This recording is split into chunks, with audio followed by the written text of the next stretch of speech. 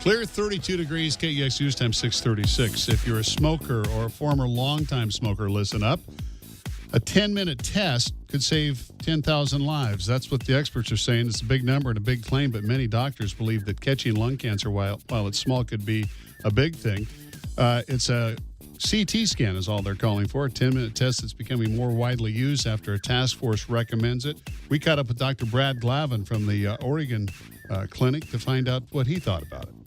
So lung cancer is a major issue, and in fact, a lot of people may not realize that lung cancer claims more lives than colon cancer, breast cancer, and prostate cancer combined.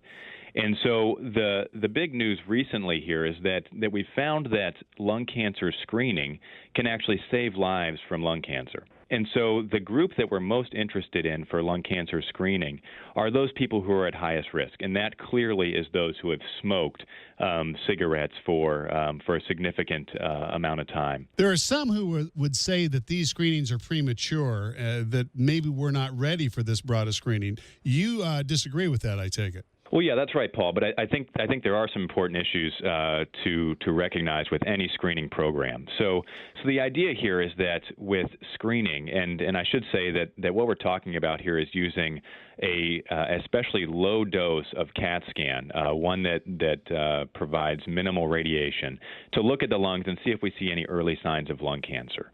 Now, up until this most recent large trial that was published back in 2011, we really didn't have strong evidence that this was effective, but we really now do. And that is to say that for folks who have smoked for at least 30 years, getting yearly CAT scans of the lungs can actually reduce their chance of dying from lung cancer. However, this is really important, that those folks really need to be in a lung cancer screening program that involves all the right experts who can help them deal with the findings that they might find on these CAT scans. And you've got that program set up, I know, right now at the Oregon Clinic. One of the concerns being that CT scans are more sensitive than chest x-rays. That could lead to false results. Somebody might go through treatment and then find out that their tumor is not life-threatening at all. Is that possible? Well, that's right, Paul. I think that like I said, the key here is to go into this with the understanding that you're not just talking about getting a CAT scan and then you're going to be all set. It really is a more involved process that involves everything from counseling for tobacco cessation to reviewing the results of the scan, whatever those might be, to come up with a sort of a holistic plan for how you're going to go forward, whether that means getting another scan in a year or perhaps maybe needing a biopsy to figure out what's going on. We know that in the last 35 years or so, the lung cancer death rate has fallen 21% for men, but increased 116% among women. Do we know why? Well, a lot of that has to do with the patterns of smoking. Unfortunately, women have caught up to men in terms of tobacco use. And so